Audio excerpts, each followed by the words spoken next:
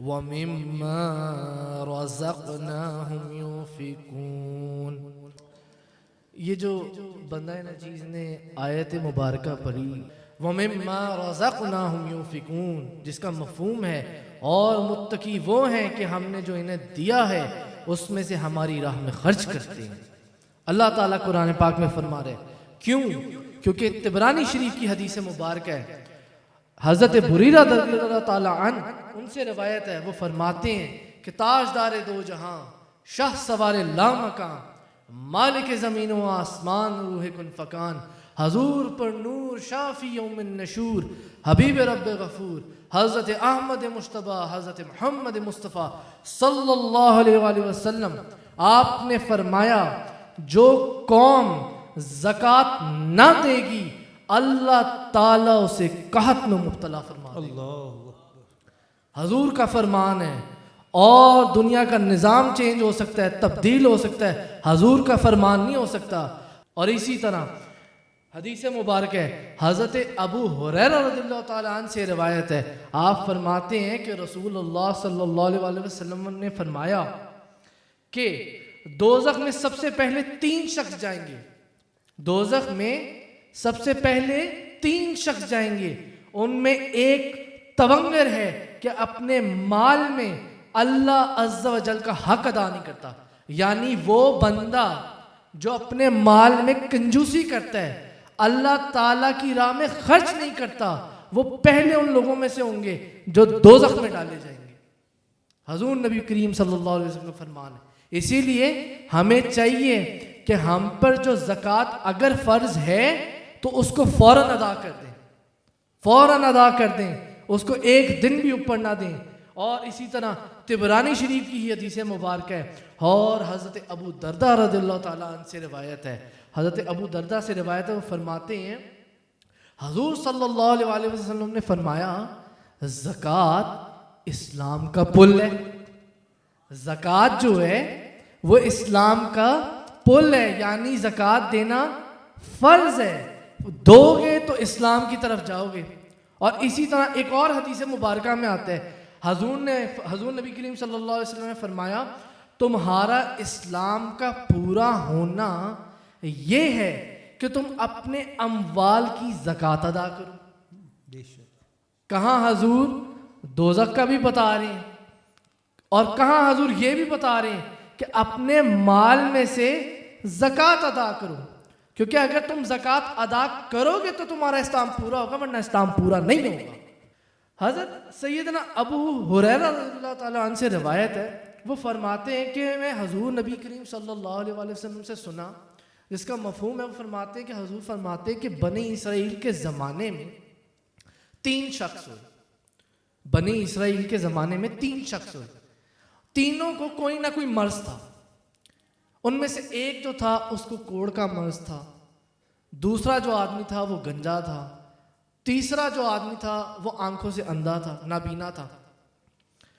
اللہ تعالیٰ نے ان کی آزمائش کرنے کے لیے ایک فرشتے کو ان کے پاس بھیجا، اور اللہ تعالیٰ نے اس فرشتے کو سب سے پہلے بھیجا کوڑ والے کے پاس، اور وہ فرشتہ اس کوڑ والے مرض جس کو تھا اس کے پاس گیا اور اس کو کہنے لگا تجھے کون سی چیز زیادہ پسند ہے، تجھے کون سی چیز زیادہ پسند ہے۔ اب جس بندے کو بیماری ہو گئی، جیسے کوڑ کا مرض ہے، بڑا سیریس مرض ہے، یا گنجا تھا، یا نابینا ہونا، آنکھوں سے اندھا ہونا، بندہ سب سے پہلی چیز جو مانگتا ہے وہ یہ مانگتا ہے کہ میری یہ جو بیماری ہے دور ہو جائے۔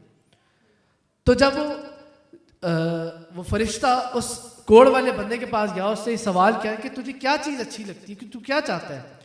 تو وہ کہنے لگا کہ میں چاہتا ہوں کہ مجھے اللہ تعالیٰ اچھی رنگت عطا فرمائے، اللہ تعالیٰ مجھے اچھی رنگت عطا فرمائے، اچھی جلد عطا فرما دے، اور مجھ سے جو میری بیماری ہے، جو مجھے کوڑ کا مرض ہے، یہ مجھ سے دور ہو جائے، کیونکہ لوگ اس کی وجہ سے مجھ سے نفرت کرتے ہیں، تو اللہ تعالیٰ میری یہ بیماری مجھ سے دور فرما دے۔ تو وہ جو فرشتہ تھا اس نے اس پہ اپنا ہاتھ پھیرا، اور اللہ تعالیٰ نے اس کا کوڑ کا جو مرض تھا وہ ختم کر دیا، اللہ تعالیٰ نے اس کو تندرست کر دیا۔ اب اس فرشتے نے اس سے پوچھا کہ مجھے یہ بتا کہ تو کون سا مال زیادہ پسند کرتا ہے، کون سی چیز زیادہ پسند کرتا ہے مال میں؟ روایات میں آتا ہے، کہیں آتا ہے کہ اس نے اونٹ کہا، کہیں آتا ہے کہ اس نے گائے کہا. خیر اس نے کہا کہ مجھے اونٹ چاہیے، تو اس فرشتے نے اس کو ایک اونٹ عطا فرما دیا. اس نے کہا یہ لو، یہ تم میری طرف سے رکھو اونٹ. اب وہ فرشتہ اس دوسرے بندے کے پاس گیا جو گنجا تھا، جس کے بال نہیں تھے، اس کو بالوں کا مرض تھا، اس کے پاس کوئی بال نہیں تھے. اب جب وہ اس کے پاس گیا، اس نے اس سے بھی یہی سوال کیا کہ بتا تو کیا چیز چاہتا ہے. ظاہر سی بات ہے، جیسے کوڑ والے نے کہا تھا کہ میری بیماری دور ہو جائے، ویسے ہی وہ کہنے لگا کہ میرے بال اچھے آ جائیں، کیونکہ میرے بال نہیں ہیں اور لوگ مجھ سے اس کی وجہ سے نفرت کرتے ہیں، مجھ سے بھاگتے ہیں، یعنی تو میرے بال آ جائیں.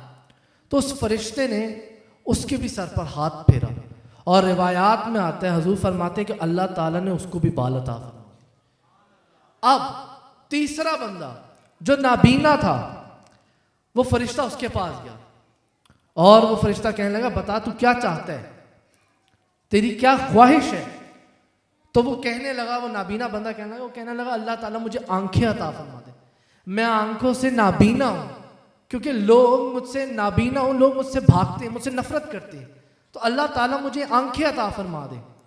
تو اس فرشتے نے اس کے اوپر بھی ہاتھ پھیرا اور اللہ تعالیٰ نے اس کو بینا کر دیا، اس کو اللہ تعالیٰ نے آنکھیں عطا فرما دی. اب اس نے نابینا سے پوچھا کہ بتا تو کیا چیز چاہتا ہے، تجھے کون سا مال زیادہ پسند ہے؟ وہ کہنے لگا میں بکریاں پسند کرتا ہوں. اس فرشتے نے اس کو ایک بکری عطا فرما دی اور وہاں سے چلا گیا. اب اللہ تعالیٰ کے حکم پہ کیونکہ آزمائش تھی، ایک کو اونٹ عطا فرما دیے، ایک کو گائے عطا فرما دی، ایک کو بکری عطا فرما دی، تینوں کو صحت یاب کر دیا، کوڑ کا مرض حل کر دیا، جس کے بال نہیں تھے اس کو بال عطا فرما دیے، جو نابینا تھا اس کو بینا کر دیا. اب وہ چلا گیا. اللہ تعالیٰ کی برکت سے وہ جو اونٹوں والا تھا اس کو اللہ تعالیٰ نے بڑی برکت دی، اس کے پاس بے انتہا اونٹ ہو گئے. جس کے پاس گائیں دے کے گیا تھا اللہ تعالیٰ نے اس کو بہت ساری گائیں عطا فرما دی، اور جس کو بکری دے کے گیا تھا اللہ تعالیٰ نے اس کو بہت ساری بکریاں عطا فرما دی، بکریوں کے ریوڑ ہو گئے اس کے پاس. اب کچھ عرصے کے بعد وہ پھر سے ان تینوں کے پاس گیا اور وہ عرض کرنے لگا، وہ کہنے لگا، سب سے پہلے کوڑ والے کے پاس گیا اور وہ کہنے لگا کہ میں مسافر ہوں، اللہ تعالیٰ کے کرم سے اور تیری مدد سے میں واپس جا سکتا ہوں، یعنی میں اپنا گزارا کر سکتا ہوں، اللہ تعالیٰ کی راہ میں مجھے کچھ دے دے، اللہ تعالیٰ کی راہ میں مجھے کچھ دے دے. تو وہ جس کو کوڑ کا مرض تھا نا، وہ کہنے لگا کہ میرے تو اپنے خرچے نہیں پورے ہوتے، بیوی بچے نوکروں کے میرے خرچے پورے نہیں ہوتے، میں تمہیں کہاں سے دے دوں؟ وہ کہنے لگا اللہ تعالیٰ کی راہ میں دے دے. اس نے کہا نہیں میرے خرچے نہیں پورے ہوتے، میں نہیں دے سکتا. خیر وہ کہنے لگا کہ اللہ تعالیٰ کی راہ میں دے دے. اس نے کہا میں نہیں دیتا. اس نے کہا ٹھیک ہے. اس نے کہا پھر مجھے یہ بتا. اس نے کہا میں شاید تجھے پہچانتا ہوں، اور تجھے تو مرض تھا، تجھے تو کوڑ کی بیماری تھی.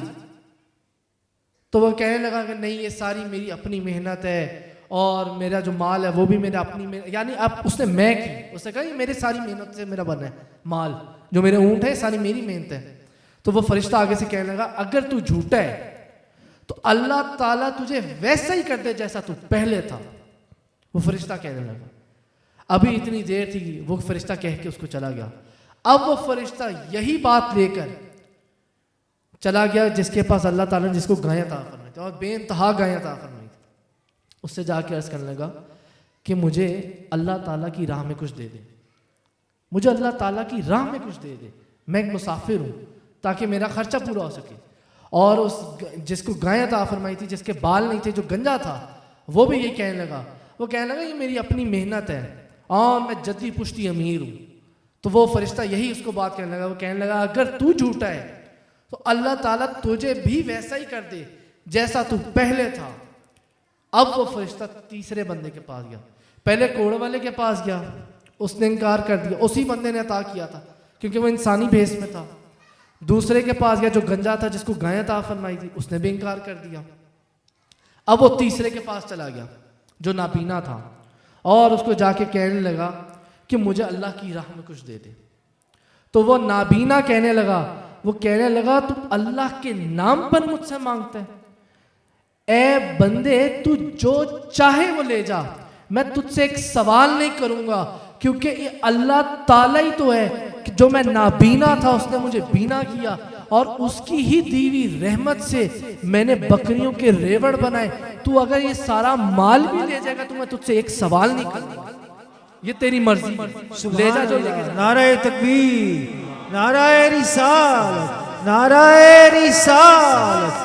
تو وہ نابینا کہنے لگا سائل میرے مال میں سے تو جو لے کے جانا چاہتا ہے اللہ کے نام پہ تو سب لے جا, میں اس کا کوئی سوال نہیں کروں گا.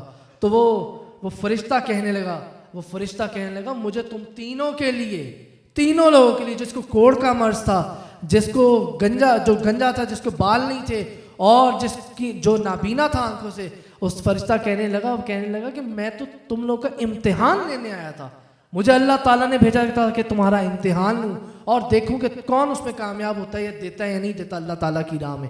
یعنی اللہ تعالیٰ کی راہ میں دینا فرض ہے, زکوٰۃ دینا فرض ہے. یہ نہ سوچیں کہ مال کم ہو جائے گا, اگر زکوٰۃ نکال دی مال کم ہو جائے گا. کیوں؟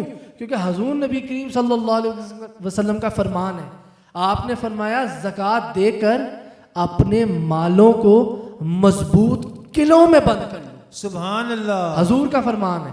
اب آپ اپنے مال کی تھوڑی سی اگر زکوٰۃ نکال ہی دیں گے, چاہے کچھ ہزار ہے کچھ لاکھ ہے, آپ کا مال کہیں جا نہیں رہا بلکہ مضبوط قلعوں میں بند ہو رہا ہے, کیونکہ حضور کا فرمان ہے.